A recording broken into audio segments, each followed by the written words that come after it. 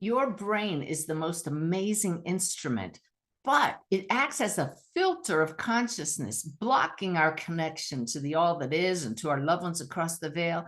In this great interview I did with Dr. Jill Bolte-Taylor, she's going to go through the 4 characters in your brain and how you can get them to work together to help your connection with those across the veil. So stick through to the very end and put the pieces together in a way that will give you ahas and make it much easier for you to make the connection.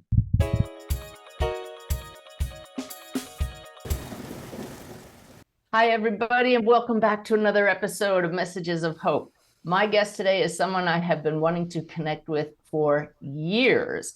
Not a class goes by that I have not mentioned her work, because it is so important to understand how the brain affects us when we try to connect with higher consciousness. It acts as a filter, and my guest today has figured out a way to bypass those filters in a way that will expand your heart and mind beautifully. That's about enough introduction, because this conversation is going to be off the charts. Welcome to the show, Dr. Jill Bolte-Taylor. Suzanne, I am so happy to be with you. I'm just very excited. Good. Well, we were chatting beforehand, and the excitement was just building already, because you have so much to bring to the world. And I know a lot of people are already familiar with your work from your TED Talk, which went viral. How many millions of people have watched it now? Have you checked lately? On TED, almost 30 million. Yeah. But it was my claim to fame is that it was the first TED Talk that ever went viral. So it's actually embedded in about 250 other websites. So really and it's shown at schools. It's really been a great honor. And yet you had to go through hell to get to that story. Well, I had to go to heaven and decide to come back. That is true. And we will talk about that briefly, because it's your backstory, but it's your new book, Whole Brain Living, that we'll ultimately end up talking about today, because what you describe in that book will help people get to what my latest book is about, the awakened way of living, realizing that we're not just these bodies and the brains. And so let's just dive right in and talk about the incident that changed your life, that led to your video going viral. Will you please? Yes, sure, certainly. So I grew up in Indiana, and I have 2 older brothers, and one of my brothers was very different from me in the way he experienced our experiences. It was like we had the same experience, but we talked about it completely differently. So I became aware that he was very different from me in the way he perceived our lives. And ultimately, he would grow up to be diagnosed with the brain disorder schizophrenia. And I would grow up to become fascinated with what is normal. And in order to study normal, I wanted to understand neuroanatomy and the organization of the body at a cellular level. So I grew up to be a neuroanatomist. And then I was teaching at the age of 37, I was teaching and performing research at Harvard Medical School. And I woke up and I didn't know what was going on, but I was experiencing a major hemorrhage in the left half of my own brain. And over the course of 4 hours, I got to watch my brain completely deteriorate in its ability to process all information. And because I think like a neuroanatomist, which means I know how I study how all the different pathways are and how different kinds of information are processed inside of the brain, I literally had a front seat view of the deterioration of my own brain. So after 4 hours, I could not walk, talk, read, write, or recall any of my life. I became what I describe as an infant in a woman's body. And then I had to go through major craniotomy, have the surgeons remove a blood clot the size of a golf ball. And then they said, we have no idea how much you will recover, if you recover anything. So that's now your new job. Go see what you get back. And it took 8 years for me to purposely purposely rebuild the left hemisphere of my brain using what my understanding was of how this brain is organized and what I still had in my right hemisphere. So it's been a wild journey. And the way you describe when you were having the stroke, you didn't use the word stroke yet today Yes. in this program, but that's what that hemorrhage resulted Yes. in. We call it a stroke. Yeah. And the way you describe how you called for help when you didn't have left brain functions, I want to send people, which is what I did until your new book came out. I always tell people, read her book, My Stroke of Insight, because it's fascinating. But I would love if you would, before we dive into whole brain living, summarize the insights that you so beautifully describe at the end of the book, My Stroke of Insight. Yes. What were the insights that the stroke gave you?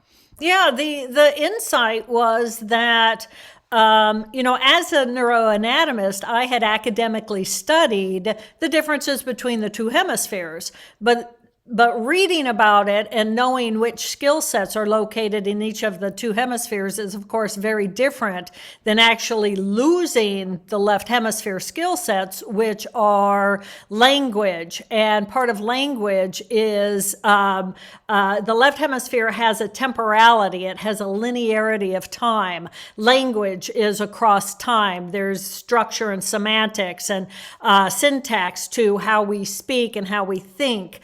And part of that is a group of cells that is essentially the ego center. I, Jill Bolte-Taylor, exist because a group of cells in my left hemisphere says, I am Jill Bolte-Taylor. These are my likes. These are my dislikes. This is my phone number. These are the details of where I live, blah, blah, blah.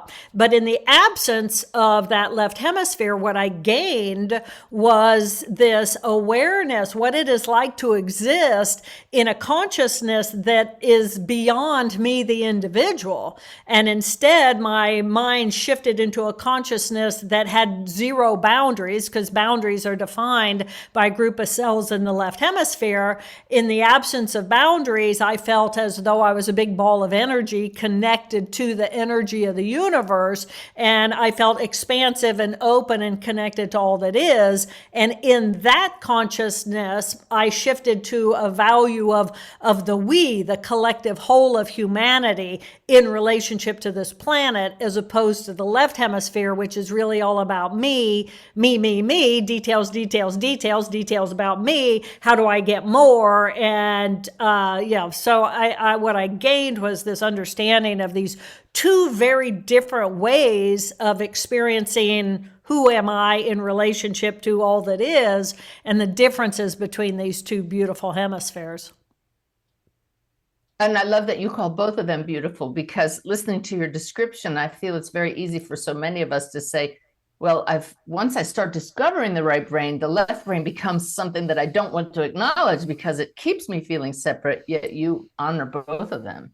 Oh, absolutely. The right hemisphere by itself is completely non-functional. The skills of the left hemisphere, this is where I have to have an identity and individuation in order to step forward as an individual in the world, in order to create whatever change I want to see, whether that's motivated by the values of the collective whole of the right hemisphere or me, the individual of the left hemisphere. But I also have to have language. If I don't have language, I'm not communicating in our society. I also have a group of cells in that left hemisphere that defines the boundaries of where I begin and end. If I don't have that group of cells putting me inside of this body, inside of this box, I'm completely just flopping around as big energy in the universe, and that's great, but it's completely non-functional. So if I want to be a functional human being, I really need to have both. And I personally want to come from the value structure of the right hemisphere, where I am a part of the collective whole, and yet I use the skill sets of the left hemisphere. I use language, I become an expert, I gain usage of my area of expertise, language, externally, so that I can communicate. So really, it's about whole brain living. And why I keep going like this is because what you're saying is what I try to teach my mediumship students, that we need to activate those right brain functions to connect with loved ones across the veil, yet we still need to communicate, and we still need to categorize and do So to find the balance, but Yeah. so many people are off balance with the left brain functions. Yep. So I would love if we now dive into this whole brain living book that you've written, which is absolutely brilliant and should be required reading starting in school, and anybody that's already out of school, read it now, because it really is like an operations manual for how to find peace, but how to understand who we really are. Thank you. Yeah, no, I see it as a roadmap to understanding who are we? I mean, I may be an individual, but we all know we have these different characteristics, and they end up looking like different profiles, personality profiles. And at a neuroanatomical level, there are 4 of them. And we all have the same neuroanatomy at these levels of these modules of cells. So unless there's some kind of extreme trauma or damage inside of that brain. So for me, I have a question about that. You've defined the 4 characters, these 4 personae that are within us, and I love them. And yet there are other systems of psychology that describe multiple personas, and we can find multiple voices within ourselves. Are these 4 characters unique to you and your theory or your work, or would other neuroscientists also agree on 4 characters? so the difference between whole brain living and typical neuroscience. First of all, yes, you are correct. There are other psychological theories that use different parts, and IFS is, internal family systems is the most obvious. But most of the parts of the exiles, those all fit into a character. And my 4 characters are just based on the anatomy. Past that, I don't care about being right or wrong. I'm just looking at the anatomy of the brain. And when you look at the anatomy of the brain, there are these 4 modules of cells. And each of those 4 modules of cells result in very specific skill sets. For example, my ability to create language is organized by a whole different multiple groups of cells inside of my left hemisphere. My right hemisphere doesn't have that same kind of language. My right hemisphere does have language, but it's more about intonation of voice, emotional content of voice, and voice inflection. So it's picking up on language, but it's adding to these 2 hemispheres are contributing unique ways of doing the same thing. So I'm looking at it simply from the neuroanatomy of the brain. So what's different between me and other neuroanatomists is I actually lost my left hemisphere. And when I lost my left hemisphere, I lost these character profiles. And I didn't really notice that I had lost them until I got them back. And once I got them back, they packaged together these skill sets. Say, for example, I lost my left thinking rational brain. Well, to typical neuroscience, that's the only part of the brain that's conscious. Well, I may have lost my language and I may have lost my identity and I may have lost all of that, but I was perfectly conscious. I was simply conscious of my subconscious brain. Right? So what I gained was knowing what is actually going on in the subconscious brain and bringing it into a level of consciousness so that we can become completely responsible for everything going on inside of our brain instead of just that one conscious part, which I call character 1, the left thinking rational part of our brain. So that's how this stroke by a neuroanatomist and then recovered from it purposely over 8-year process of purposefully rebuilding that circuitry. That is what we really have gained, is this awareness that we all have these 4 characters. And once you hear the 4 characters, you're going to realize, yeah, we all have these 4 characters. It's simply based on the anatomy. Now, that doesn't mean that we all have all 4 very well developed, because we often, generally, most of us do not. In fact, one of our characters we may deny it and we may squash it down and not want to have a relationship with it because it makes us uncomfortable. But yeah, no, if any neuroanatomist is going to look at the brain and say, yes, we have these two modules of cells that are emotional, experiential in each hemisphere, and we have thinking tissue in each of those hemispheres, but I'm going to take it to the next level of saying yes. And because each of these four have a very specific skill set, they manifest as very specific four character profiles. So let's dive into those four characters. All right, just tell us all about them. And I love how you give them names. It's not dry neuroanatomy. No, probably never dry to you. No insult. No, that's fine. I get it. So I'm going to work from a brain, just a brain model. And, we all have a brain stem. And the brain stem is technically what is referred to as the reptilian brain. And this is going to be where these are on-off switches. I'm hungry, I eat, I'm done with that. I want to mate, I'm done with that. And then new tissue gets added on top. And that's going to be the amygdalae. We have two, one in each hemisphere. The amygdalae, the hippocampi, and then the cingulate gyrus. So these are the three main structures of the limbic or emotional tissue. But the point is, it's bilateral. We have two, one in each hemisphere. And then on top of that, we add the higher cerebral cortex. So we end up with these two emotional and these two thinking modules of cells. We all have it. So fundamentally, the functional difference between the right hemisphere and the left hemisphere is the right hemisphere, it's right here right now. It's right here right now. All the information is streaming in through our sensory systems. I'm present, I'm looking around, I'm experiencing the color, I'm experiencing the sound, I see my dog scratching, whatever's going on in the present moment. Well, in the present moment, there's no past and there's no future. All there is right here right now. So if I'm truly in the present and you say to me, Jill, what's your name? I have to go to my left hemisphere to figure out what my name is, because my name is not in the present moment. Okay, so all I have is right here, what's in front of me, right here, right now. In that, I also don't have the boundaries of where I begin and end, because that's a group of cells in the left hemisphere. So my left hemisphere knows where my face is, and that these glasses on my nose, they're not of me. They are added to me. So, but they're not of me. But my right hemisphere doesn't care at all about any of that. So all it knows is I'm big as the universe with no boundary. So if me, the individual, don't exist, if I have no identification and all those details about me, and all I am is lost in the present moment, and I'm big as the universe, then I'm in a state of flow. I'm here. This is all there is. So flow isn't just an experiential, it's a place of being, and it has a value. And what it values is what is here.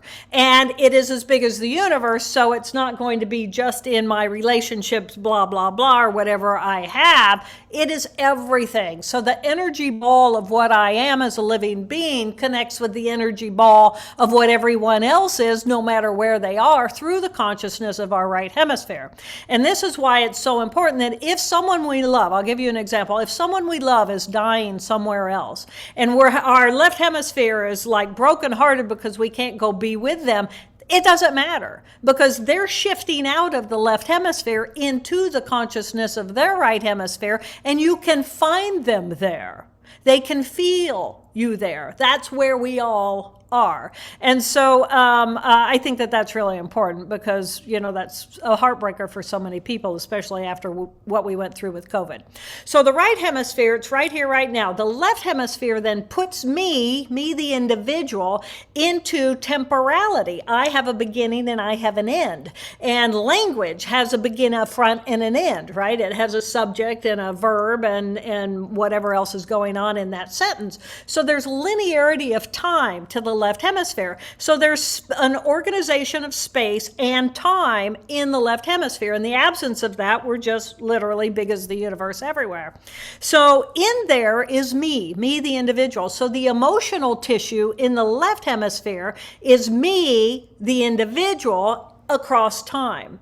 And the thinking tissue in that left hemisphere is that rational thinking brain that is designed to take me, whatever's going on inside of this brain, me, the organism, and relate me to the external world. So the left thinking tissue, left thinking, is what I call character one.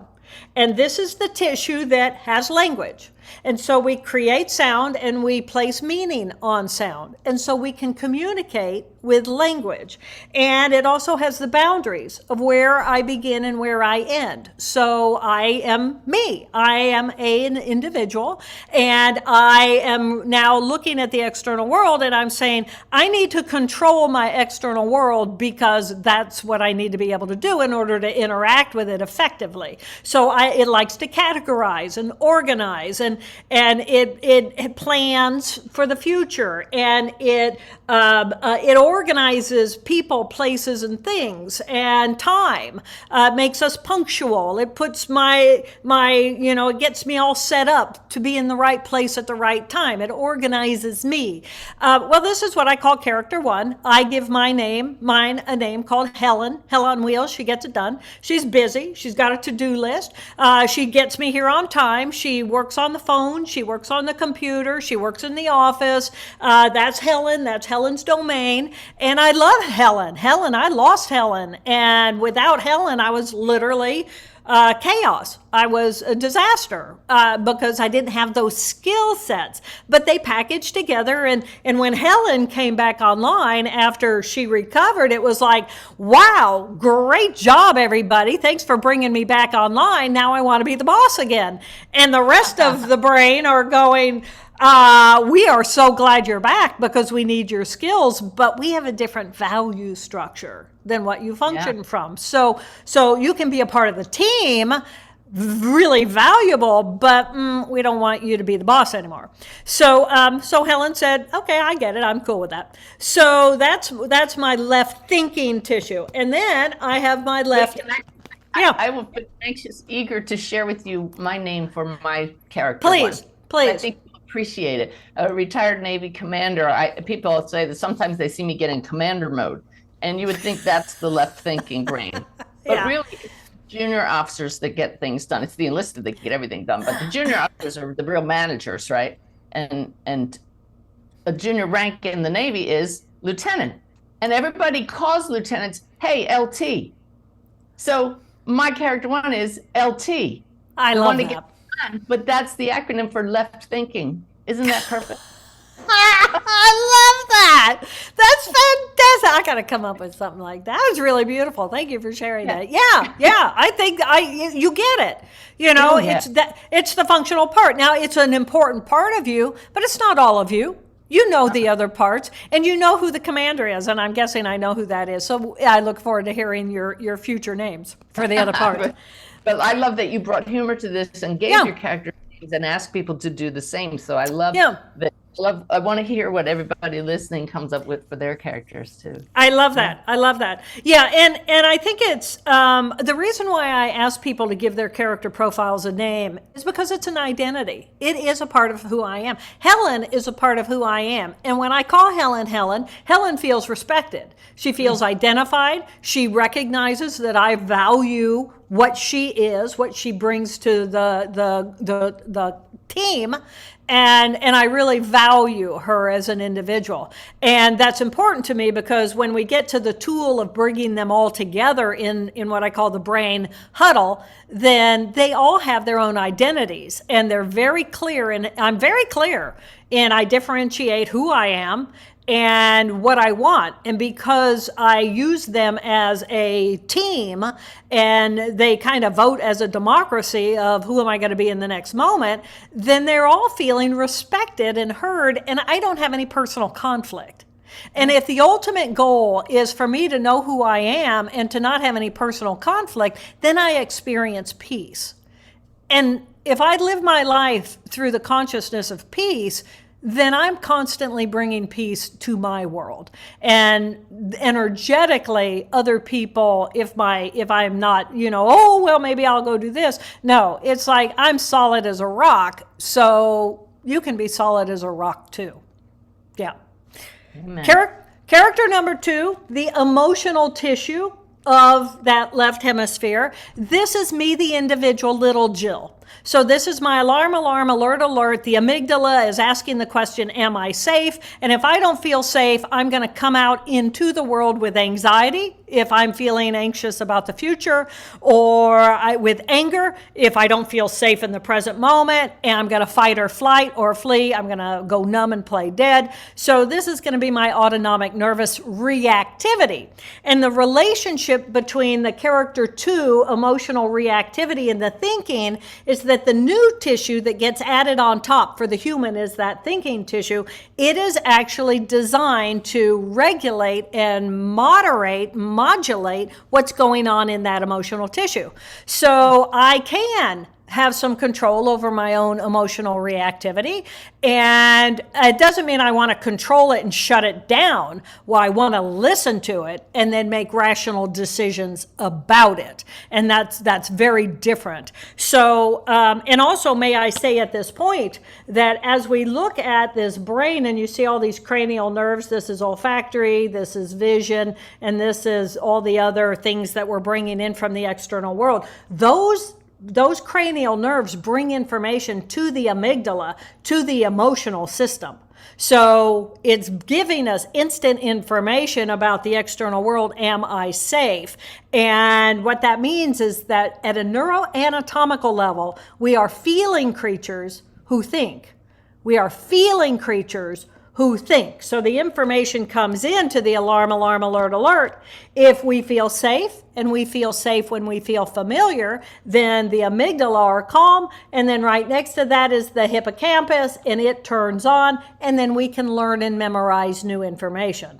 So if we're feeling anxiety or angry or sadness or whatever these deep emotions, we can't access our higher cognitive thinking because we're in the emotion of the depth of it. So so that's why it's so important with little children, especially, well, anybody really, but that's what test anxiety is for older people is I don't feel safe. I've learned all this material, but I don't feel safe. I'm anxious. I'm nervous. I can't. Yeah, if I'm taking a test and my brain says I don't feel safe, even if I've studied, then I may do poorly on an exam because I can't access what I've put into my higher thinking. Yeah. So it's this relationship between these 4 different parts of the brain. My little character 2, me, the individual, my little wounded self, or my little aware self of fight or flight, I call her Abby, which is short for abandoned. Because as soon as I came flying out of my mother's womb, and I'm now an individual, that's a very different situation than when I was in the womb, hearing the beat of my mother's heart, et cetera, et cetera. So, and we all go through that. So we have this basic fundamental trauma. Now, a lot of people say, oh, I want to cut that part of me out. You know, it's my mad, my sad, my I hold grievance, I blame others. But these deep emotions are simply information for us. They don't feel good inside of the body, which is the flag waving. This doesn't feel good inside of my body. We need to look at it, we need to think about it, and we need to reflect upon it, and we need to heal our wounds. So my appreciation for this specific group of cells is they were willing to step out of the consciousness of the blissful euphoria of the present moment so that I can reflect upon something and I can learn. So I have to have this character 2 part of who I am in order to be able to learn and grow. And I want to learn and grow, and I want to heal, and I want to find peace. Beautiful. Yeah. Have you named your little character 2? Oh, there was no doubt. It's little Susie. It's little Susie, who definitely did not feel safe growing up with a very unpredictable mother and you know, walking on eggshells all the time. And I have to tell you, because of you, I want to give everybody permission to love themselves. I have to show you what I bought because of you. Okay, it's right here. This is for my character 2. Oh, can you see? Yeah, she's beautiful. This is just a snuggly, soft little thing. My dogs do this for me. They comfort me, but they might want to run away and get food or treats, you know. So in meditation, I've been talking to my character too and telling her, Oh, I've grown up now and I'm going to keep you safe. You don't have to react anymore. right. And it's a beautiful way to self-soothe. It is a Right. beautiful, beautiful way to self-soothe. Exactly. Yeah. I mean, that's the loveliness of what we are as these four different characters is there's a part of us that is compassion and love, not just for other people, but for our own little character too, when our little character too needs it. And to just to know that I think the biggest difference for me has been I have four characters inside of me at all moments in time. Every moment. I can't get away from all four of them. And so I'm never alone. And if I'm never alone, it's like, wow, I got playmates and I got teammates and I've got that self-soothing ability when I need it. That's right, because so many people didn't have that growing up. And so we Yeah. look outside of ourselves for it. And your book shows people you have this ability to do that for yourself. Absolutely. Absolutely. We're wired for it. And, anyway, okay. Right hemisphere, characters 3, emotion, and character 4 is right thinking. So right emotion is the experience. What does it feel like? What does it feel like? It's a myth that the right hemisphere is feeling and the left hemisphere is thinking. First of all, they're both both. They're both feeling and thinking. So the right hemisphere feeling is experiential. What does it feel like if all I have is right here, right now, and I'm not in here anymore as an individual, and I'm big energy ball, a part of a to the water. The experience of the pressure as I feel the pressure against my body and I feel the temperature of the water. Whoo, that was a little brisk, right? And it actually feels wet, right? My mind is right here, right now, having this experience. And so that it's not thinking in a box. The left hemisphere thinks in the box. It holds the box. We need the box. But if we're going to be creative, that's when we've stepped out of the left brain box into the right hemisphere present moment of possibility. So it's creative and it's innovative and it's communal. It likes to do things with other people and it's just into new possibilities. So it's a very exciting place. But because it's very exciting and there are no rules, because right and wrong and good and bad are defined by the left hemisphere and how to fit me into the social norm, our right hemisphere might get us into some trouble because all of a sudden it's like, ooh, 3 o'clock in the morning and I'm looking at your little character 3 and I'm saying, ooh, let's go sneak into the pool next door. And you say, oh yeah, that sounds like a good idea. And so in the moment it sounded like a good idea, right? So we go over and we sneak into the pool. Well, we didn't know they had a security system and now we're like getting our mug shots, right? So a lot of people who end up in jail are actually because they're in their character 3. They're not fitting themselves into the normal of society. And I would think that being in the military, you take a lot of these people and you give them structure and you help them become more socially acceptable and give them a routine that is desperately needed. How about that? That really turned some light bulbs on for me about why people do the things they do. Oh, yeah. Yeah. And the teenage brain doesn't even have the cognition lined up yet, so they're all about the experience. And, what were you thinking? And it's like, well, clearly I wasn't. Right. Yeah. Because yesterday I was on a bike ride and the temperature was perfect. And I was so aware of the feel of that on my legs and my arms. And I said, oh, this is character 3. I love that because it is. Yeah, good for you. Good for you. So that part of us, that's the creative, open part. I call mine Pigpen because, the chaos is the first step of the creative process. You got to be willing to get out of the box and make the mess and then put it together however you want without the rules of the left hemisphere. So have you named your little character 3? Oh, yes. And it's based on observing my dogs, Rusty and Nellie, who are in the moment. And Rusty is just playful and loves life. And nothing, you could bump into him by accident and it doesn't bother him. So my name is, to me, like a dog's name. And I call it Flowy. I love that. Flowy. Yeah. My dogs call me Floppy. They're all what they are, and I'm part of the pack. I love that, flowy. Yeah, because that's where you are. That's what it is. And there is no right, wrong, good, bad. There simply is what is. And then there are consequences based on the social norm defined by the left hemisphere. And we either get caught or we don't. Right. And then, but we learn this relationship between a really strong character 1 that organizes us in the world and a really strong character 3 that is playful and open and kind and connected. That is a magnificent connection, regardless of which one is dominant. To have both of those really fluent in our lives is delightful, because Well, you're let me all. tell you, I saw the difference you describe in your book, different kinds of bosses based on who's ruling which character. In the Navy, I was absolutely a hard character 1 boss, but now Wow. I'm more of that absolutely the character 3 or 4 soft Yeah. character, bringing in the character 1. Yeah.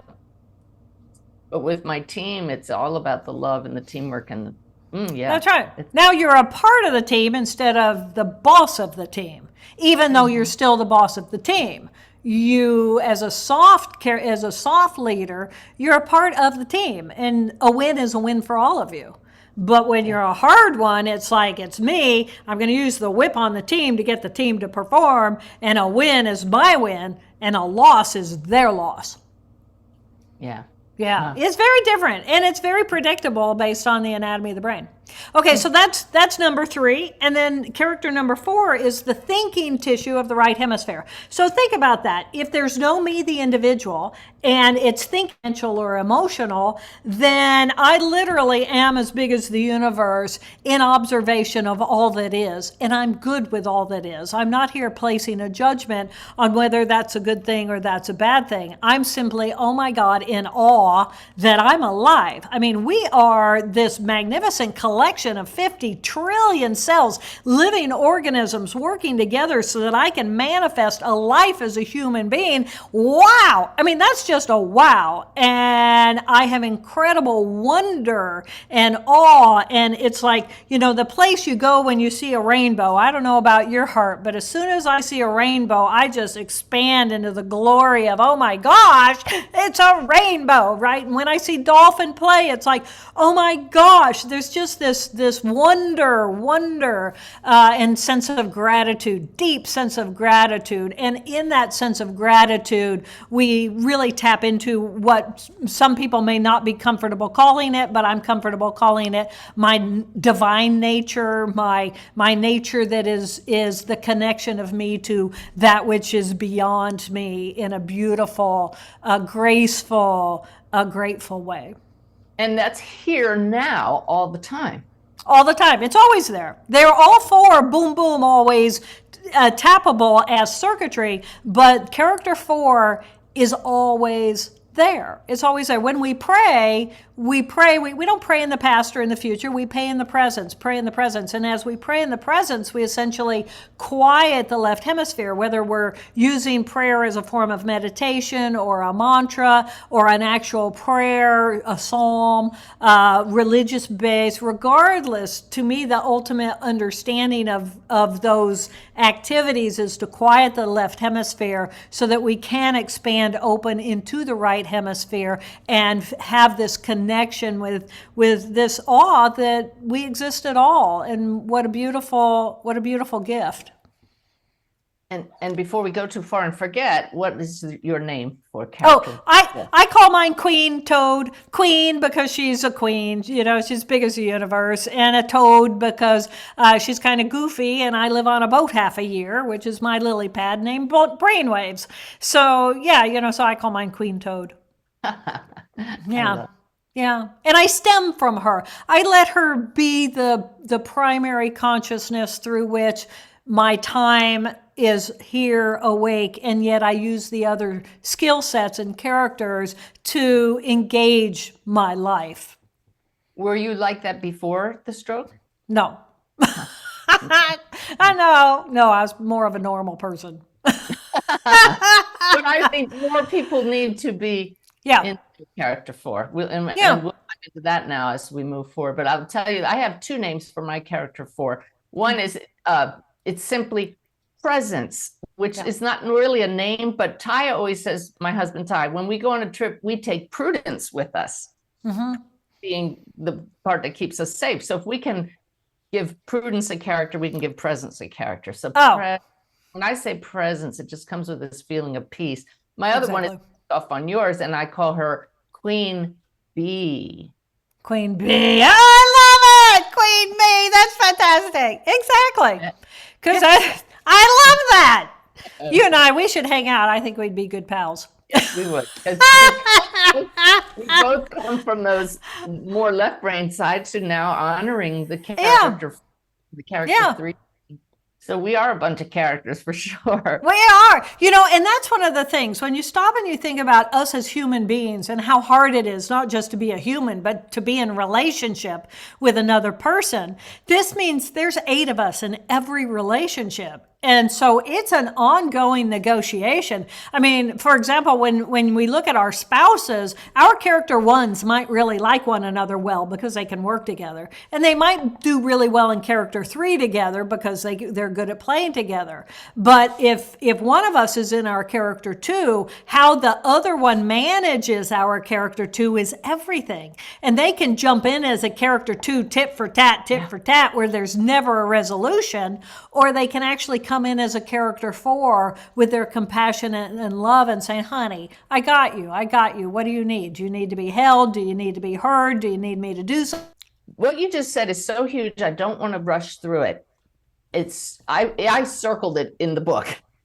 2 character 2s interacting at the same time from their place of pain will never come to resolution. So think about your relationships, everybody. And if you can get to the point when you have enough awareness to say, oh, my loved one is in character 2, it's not going to work if I get my back up and shift to character 4. Like Jill just, you are going to find resolution, peace, and bring love into that situation. It's brilliant.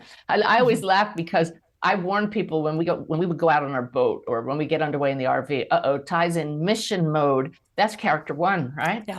Yeah. And we just let him be.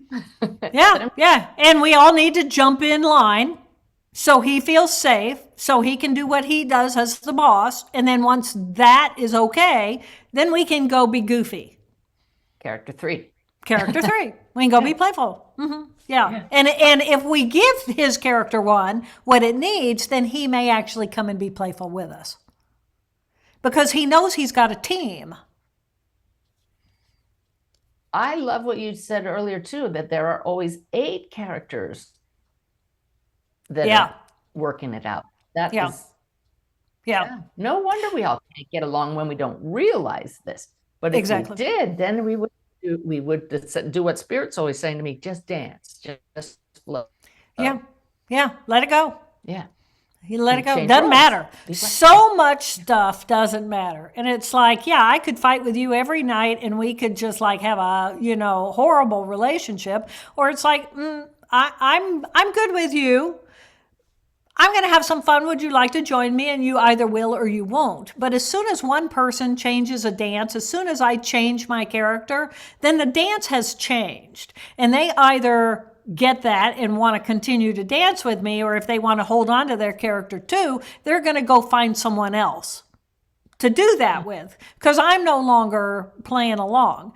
And it's a lot of people will learn whole brain living and they'd say, oh, Jill, I just want my spouse to really get this. And I said, well, don't go in and say, honey, that's your character 2. I would rather you were in your character 1 or character 3. Wow. Instead, go in and say, I'd like to stay in my character 3, and my character 3 is kind of happy and fun, and I'm more than happy to jump into my character 1 and cook dinner and take care of things.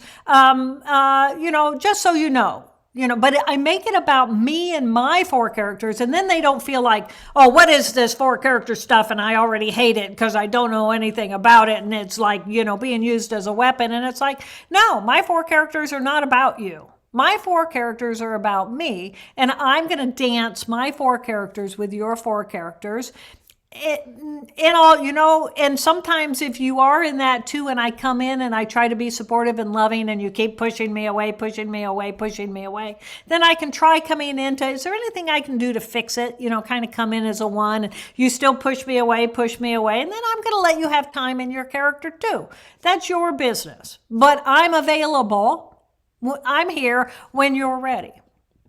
Wow. Yeah.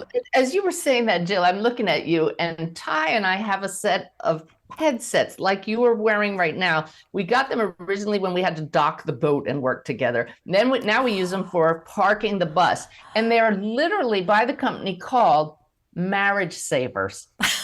I love it. We should all invest in that. What you just shared, those tools and techniques, are what I call marriage savers, because I could have seen myself saying, Ty, you're in your character too, and he would have hated that. But you're right. Yeah. It's never about them. It's about us. And there are many times when I want to say, hey, I'm just feeling goofy. I'm going to be in my character 3, and I'll give you what you need. Yeah. Especially if they learn the names of your characters, of what you call these different parts of you, and you just start referring to your characters. And then, amazing things happen, because then they might come to you and say, right now I need your LT. Right now I need your LT. And it's like it's absorbed in. They didn't know how to manage getting past their own little character 2 stuff about it. But if they can identify the roadmap, they're pretty smart people, right? They can then figure out how to use the roadmap, even if it's yours. And then you've kind of opened a door for conversation. And just think about how many men want to please their wives. Exactly. Types here. But if they knew the name of the character 2, they would, if they only knew that sometimes little Susie just needs a hug instead of fixing everything in character 1. Right. They need hugs too. So everybody does. It's beautiful. I mean, it's really beautiful material. And that's why I just, continue to get so excited about it. So you mentioned earlier that when you had your stroke, you lost all sense of boundaries and where you began and where you ended. And that is exactly what happened to Byron Katie when she had a spiritually transformative experience. Now, she didn't have a stroke. You nodded your head, so I believe you know who I'm talking about. But she talks suddenly reaching out and feeling that she was the wall and she was this and that. Well, this would probably be an assumption, but that was a spiritual experience to her. Yours was a physical, anatomical event. What do you think happened to her to have her right brain completely take over? I think that was that grace? Yeah, I think she jumped into her character 4. I mean, when you stop and you think about her story, I love her. She's a magnificent human being. And when she tells her story, she's laying on the floor in the attic. She's miserable. She's just been miserable. She's just ready to explode. She's just so unhappy. And the cockroach runs over her, right? And the cockroach blasts her immediately into the present moment. So she just blasted right out of all that character 2 circuitry into her present moment, and she starts laughing. And so she blasts herself right into probably her character 4. And so then she fills herself with all this grace. Now, a lot of people say, well, isn't character 4 a spiritual experience? Didn't you, when you had your stroke, end up being enlightened and having a spiritual experience? And I said, well, you might be comfortable with that language, but that's not how I describe it. I'm comfortable in the anatomy of the brain. So, but we may be saying the exact same things. You're just using language that works for you. I'm using language that is comparable that works for me. But yeah, Eckhart Tolle too, the exact same thing. He got zapped into his right hemisphere, and he's one of the most character 4 people walking around on the planet. Yeah. And maintained it. So that is what I find in your book. I find it a little frustrating because I want to put things into spiritual terms. And I read this and I think, this is a spiritual book, but it's in scientific terms. And that's the way we work in this world. You can talk religious terms, scientific terms, spiritual terms, but we're all to the same thing. This energy ball you talked about, I would call that the soul. Yes, you would. So And I'm comfortable with that, except that's not my language. exactly. But I don't mind. Understand. I don't mind what you call it. Yeah, oh, absolutely. And for me, I mean, the power of my story was that I was a neuroanatomist at Harvard who studied the anatomy and taught the anatomy of the brain. And then I had this phenomenon, and I still, even though I fell off the Harvard ladder and my whole life changed. My goal was to regain what I had lost. And what I had lost was the terminology and the understanding, because I still had an understanding in the right hemisphere that thinks in pictures. And I could have sculpted for you an abdomen, but I didn't have any of the words to the different parts of the stomach. But I could have sculpted that for you. And so for me in my recovery, that's the power of my story. But different people simply use different language. And I talk about that in Whole Brain Living. Different people will have a different vocabulary for my experience, and I won't disagree with that. It's just not where my power as a communicator sits. I bring all of this and land it in the brain. And because it lands in the brain, it doesn't just appeal to those who are comfortable with spiritual language, but to those who use scientific and need that level in order to come in. And if we're looking for a collective group of people to become like-minded, then no, I don't mean any offense at all, but we speak the same language. So it's my ability to use this other language that kind of bridges that gap. So that's the only reason why. Yeah. But we're all together. So I maybe we'll have to come back and do another whole episode about character 4, because that to me is the key. Would love to. Because I have pages of comments about character 4, which is to me the portal, the awareness that we are souls here and now. And I think that we're right. grateful. Right. And the thing about science and character 4 is that science, by definition, the scientific method is a method. It is a sequential linear process that the left rational conscious brain is capable of creating experimental design that it can then repeat to get repeated results so that it can prove things. Well, how do you take a method and use it to measure things that are not linear? And now, because of quantum physics and quantum mechanics, we have a different understanding of how things are, the dynamics of what's happening at a cellular physiological level, and we do have some great new scientists who are being very creative in their design in order to identify things that are going on in that right hemisphere. So I agree. I think this was part 1, and we should have a part 2. Oh, we do, because character 4, if the more people get to know their character 4, this is what will lead to peace and joy and love and connection. So let's not get off of that now. I want to tantalize people, and hopefully we can do this soon. But you've given so many beautiful tips for relationships here. One of the most powerful tools I learned from you is how we can metabolize a not so positive emotion if we just sit with it for 90 seconds and let it flow through us. Would you talk about that 90-second rule and your brain huddle? Sure. So at any moment in time, there's only 3 things going on inside of our head. 1, we're thinking thoughts. We're running thought circuitry in that thinking, 2 hemispheres of thinking. Or we're experiencing emotions, and that's going on in the limbic tissue that we mentioned.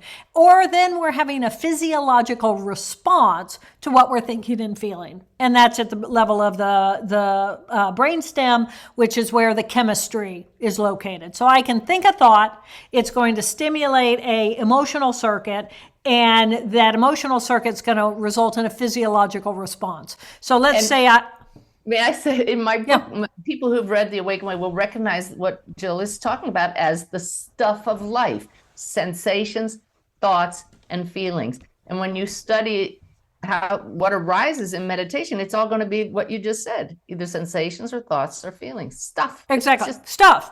Right. But it is attached to cells. right? We have to have cells to have thoughts. We have to have cells to have emotions or to experience. We have to have cells to have a physiological response. So the difference between us being alive and us not being alive is that we have these cells, and because of the cells, we have these certain abilities. And you go beyond us. I don't go beyond us because I didn't go beyond us. I went beyond me, but I came back into me and rebuilt. So that's another whole conversation. It is, because I'm sitting here writing a note saying, no, we have thoughts after we die. but we don't have the same thoughts. Because we have to have the thoughts, we have to have the circuitry. That's right. In order to have the thoughts that those circuits develop. Now, beyond that, once those cells are gone, the thoughts, I'm not going to question that there's a consciousness that thinks, and I'm not going to question that there's a consciousness that has emotion, because it just feels like love. That's what I experience. Yes. But I am going to say that what we do here, and then get rid of this, and then we do something else. Yeah. But I don't know what you do. So that's another thing. Yeah. Okay. So and I'm open to all of it, right? I just didn't have that experience, so I can only speak to what I did have. So say we're with a partner and something triggers them and the big burst of emotion comes up. Yeah. And we want to react, but we don't want to react. Yeah. Okay. So let's say we're partners, and every time you bring up your ex, I become irate. It just pisses me off. It's like, why? And I feel like this violation. It's like, come to the present moment. Why is it always about your partner? So, or about your ex? So, I'm now gonna, the thought of that person stimulates my anger circuitry. My anger circuit goes to my thalamus and my hypothalamus, and it's gonna dump noradrenaline into my bloodstream, and it's gonna flush through me, and it's gonna flood out of me in less than 90 seconds. Okay, so now what happens during that 90 seconds? So I can either become irate and I can get ugly and I can spew my venom and I can come out fighting, whatever, or I can just recognize, okay, I've been triggered, off she goes, run the cycle, feel it run through my blood, feel it flush out of me, and move on. We have that capacity. We don't have to throw the fist. We don't have to throw the mouth, right? And the venom. We don't have to do that. We actually have the capacity to recognize I'm running an emotional circuit. I've been emotionally triggered. I'm going to put myself in timeout for 90 seconds, which is like counting to 10, right? Or it's like taking a walk around the block, right? So we're already doing these things. Why does it work? Well, it works because these circuits only run biologically for themselves about 90 seconds. Now, people say, oh, no, I can stay angry for a whole lot longer than 90 seconds. But what you're doing, and pay attention to when you're doing that, you're actually rethinking the thought, you're rerunning that circuit, and so you're just building it. And the thing about circuits is the more you run them, the more they run automatically. So the more time I spend running my anger circuitry, the more trigger happy I become at being angry, because it's a stronger habitual circuit now. So I can create new circuits, and I create new circuits by recognizing, well, what other circuits are in the way of me developing the new, and what relationship can I now create with the old so that I'm developing new habitual thinking around that, so that I can actually strengthen the circuitry of my own internal peace. And so let's go to the brain huddle, because you mentioned the brain huddle. So the brain huddle is an acronym, BRAIN, and then the huddle is of the 4 characters. So all 4 of my characters, they're in the side of my head. They all know one another.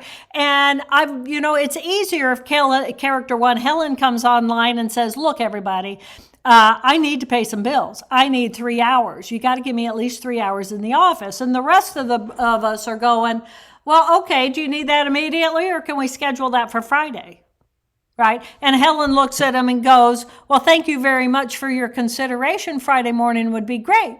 And so the rest of us go, okay, we'll give you Friday morning. We'll go to the office. We'll get the work done. And in the meantime, then Helen says, thank you. I've been heard. I'm being seen. I'm going to get my needs met. And it's like, so Helen's going to then go away and leave you alone so you can go play. I mean, how many of us have guilty play? It's like, well, that's no fun. It's like when I go do my art, I want to go do my art. I don't want to be hearing from Helen going, no, I got some work to do. I got some work to do. Got some work to do, because that's usually what's going on. But if you differentiate between these different parts of yourself, then it's like negotiation. And then it's like everybody's happy. And when everybody's happy, everybody's happy. And who doesn't want everybody happy, right? So the brain huddle. The huddle is the team. So brain, breath, B, breath. Bring your mind to the present moment. Why does everything start with breath? Because it's in the present moment. And you got to bring your mind to the present moment. That's where everything is really, that's where your power is. Your power is in the present moment. So B, think about your breath. Oh my gosh, I can increase the frequency. I can increase the amplitude. I can mess with my breath. So mess with your breath. B, breath. R is recognize which of the 4 characters actually called this brain huddle. And I encourage people to practice each of your 4 characters calling the huddle, because you really need it when character 2 needs it, right? And the stronger all the others get at being in the huddle, then when you really need the huddle, they all know what it means to show up for the huddle. So R, recognize who called the huddle and practice everybody. A, B-R-A, is appreciate the fact that regardless of who called the huddle, there's always 4 of us in here. There's always 4 of us. So if I move into my trigger and I start feeling the rah, rah, rah, rah, then I know, okay, in this moment, I can go to the office and distract myself, and I can go make that phone call that I've been putting off, or I can actually move into vacuuming. Even vacuuming is a physiological response. And then I'm like looking at where do I need to run that thing and bring my attention to the present moment. Or I can move into my own self-compassion and say, it seems that every time I'm around Suzanne, we fight, and it just gets really ugly. So I'm here for you, and I'm going to support you. And then we're going to have Helen come online, and Helen's going to help us figure out how do we set up a pattern response so that things are easier between the 2 of us. And there's a whole lot, many different ways our different characters can engage differently in that relationship so that it's more peaceful. And we're more in control, and I don't get so emotionally triggered. And so A is appreciate, there's always 4 of us. I is inquire. Which one in this moment do we want to be, right? It's a vote. Who wants to be? Well, I'm giving a podcast interview. I'm at the computer. I got my glasses on. Helen is in the room, right? And then as soon as that, it's like, the dogs might be looking at me like, oh, Mom, I got to go. And it's like, okay, we'll go play in a minute. And then N is navigate. We navigate moment by moment. Life is a navigation. It's a collection of moments. To the left hemisphere, it's on the clock, it's on the minute, it's on the second. But life to the right hemisphere is a moment. And so it's like, what is the appropriate character for me in this moment? And it might be all of a sudden something happens and now I have to change the plan. And Helen doesn't care because we are navigating and she's on the team in agreement with, okay, yes, it's more appropriate that we go and we do this now. So that's the brain huddle. And it's, when you live your life around a brain huddle, there's an overall sense of peacefulness because all parts of you are a part of the whole.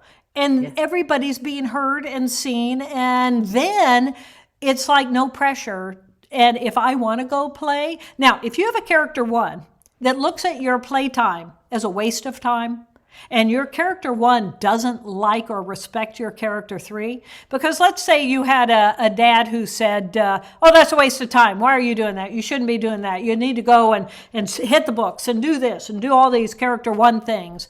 Well, your little character 3 might be scared to come out and play because your own character 1 now might look at that as a waste of time. But the problem is that the right hemisphere is where your genius is. Genius happens in the unexpected, already not defined. I mean, that's essentially what genius is. It's a putting together of information in a way that's never been put together before. And that doesn't happen in the structure and in the box. You have to have the pause. And as living beings, we push and we pause. We exhale and we inhale. We are this bilateral process. And the other half of the strictness is the open to possibility of the right hemisphere. Wow. Well, if y'all feel like your brain is going to explode with all that information. I love it. That's why it's recorded. You get to do it again. Get the book, and you can highlight. Like, I'm a highlighter. That's a LT doing her job there, right? You just go in and read about that brain huddle. It's yeah. Spaghetti is my dance. It's all just different uses of the same words. And so why have a scientist on a spiritual podcast? Because it's all the same. It gets us to peace and love and connection, compromise. Jill, thank you so much for your time today. Can't wait to have. Yeah, this was great for me. Thank you for the work you do. Thank you to your audience for being a part of this mindset of movement forward. And truly a true honor. And I hope we get to do it again soon. We will. All right, everybody, use these tools. I guarantee it will make your life more peaceful and flow. All right, I love you all. We'll see you back here next episode.